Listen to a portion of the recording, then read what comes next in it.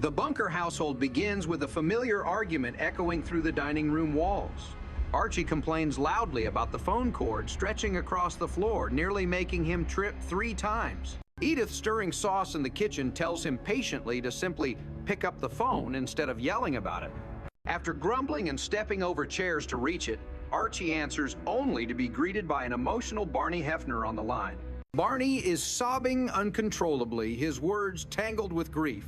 Archie yells at him to pull himself together, insisting he cannot understand a grown man crying like a baby. When Barney finally manages to explain news drops like a hammer his wife Blanche has run away again, Archie responds not with sympathy, but mild amusement, commenting that Blanche used to run in the Olympics if leaving husbands were a sport. But then Barney declares he wants to kill himself. That freezes the room. Archie's voice changes. Panic spreads. He orders Edith to keep Barney talking while he races out the door.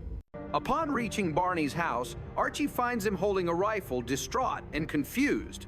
Archie forces a conversation sitting beside him, reminding him this isn't the first time Blanche has left. He recounts past incidents almost casually, listing them like baseball statistics. Barney insists this time is different. Blanche vanished with a furnace inspector. Archie shakes his head in disbelief and sarcastically notes Blanche could fall in love with anyone who repairs anything in her house. Eventually, Archie persuades Barney to put the gun away, encouraging him to eat instead of ending everything. Food in Archie's worldview cures all emotional wounds. Barney reluctantly agrees. Later that night, back at the Bunker home, Edith expresses worry about Barney's mental state. Archie remarks that loneliness is a disease that strikes men harder than women, a belief based more on stubbornness than science. Edith gently counters, insisting women feel pain just as deeply. Their conversation soon shifts when Edith reveals they invited a widowed friend, Martha, to dinner. Martha's husband once owned several supermarkets, and she has since inherited valuable bonds and jewelry. Archie's eyes gleam at the mention of financial stability. Suddenly, he hatches a plan to invite Barney to join them, hoping he and Martha might connect emotionally and economically. Edith scolds him, saying, "A woman can smell greed faster than cologne." Archie assures her he's only thinking of Barney's happiness, although his smirk betrays motives. When Martha arrives, she radiates grace, dressed in pearls and soft perfume. Edith compliments her earrings. Martha proudly explains they are diamonds bought using tax-free bonds. Archie's eyebrows practically jump off his forehead. He sits close, asking probing questions about finances under the guise of polite curiosity. Edith elbows him, but he continues slyly, remarking that widows need protection from cunning businessmen. Martha, perceptive, smiles knowingly but avoids the bait. Barney eventually arrives, nervous and skeptical. When he meets Martha, they exchange polite words, but he's more interested in the aroma drifting from the kitchen. Still, Edith encourages them to sit together on the couch, where awkward small talk begins. Martha compliments Barney's tie. He blurts that he ironed it himself, then winces at his own clumsy humor. Slowly, laughter builds between them, replacing discomfort. Archie watches, proudly convinced Cupid must have been a plumber in a previous life. Days pass, and suddenly Martha visits Edith, practically glowing. She gushes about Barney. They have gone bowling, watched romantic plays, and laughed more than she has in years. Her voice trembles not from age, but excitement. She confides that her wealth is both blessing and burden. Men often chase her wallet before her heart. Yet Barney seems sincere, cooking healthy dinners and insisting she eat vegetables. Edith melts at the sweetness. When Barney stops by to retrieve her for an evening date, he affectionately calls her "my little butterball." Martha giggles, walking out on his arm like teenagers, rediscovering youth. Once the door closes, Archie wonders aloud what will happen if Blanche returns. He jokes that all a man needs to do to make Blanche leave permanently is break the furnace, the roof, the pipes, the toaster. She'll follow repairmen like breadcrumbs. Edith admonishes him for cruelty, but Archie just shrugs. Meanwhile, in another chapter of domestic turbulence, Archie receives a financial opportunity from his estranged brother, Fred. Fred pitches a business syndicate for a nationwide chain of Chinese cafeterias. Archie's imagination spirals, rows of restaurants, golden dragons on every corner, wealth dripping from chopsticks. He explains to Edith that money must work for the family, otherwise it becomes lazy.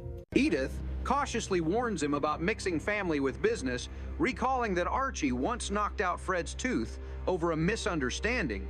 Archie denies responsibility but claims he could identify the culprit by pointing dramatically. The following week, Archie meets Fred at the bar, who brings two shady-looking businessmen. They speak quickly, promising astronomical returns. Archie nods, pretending comprehension, repeating words like franchise diversification until they lose meaning. He signs investment papers with a flourish. Unfortunately, soon everything collapses. The businessmen disappear. Fred confesses he was fooled too. Archie fumes, declaring fraud should be illegal even when technically legal. Edith comforts both men, stating broken pride wounds deeper than empty wallet. Tension at home grows when conversations turn toward children and discipline. Gloria argues for emotional sensitivity.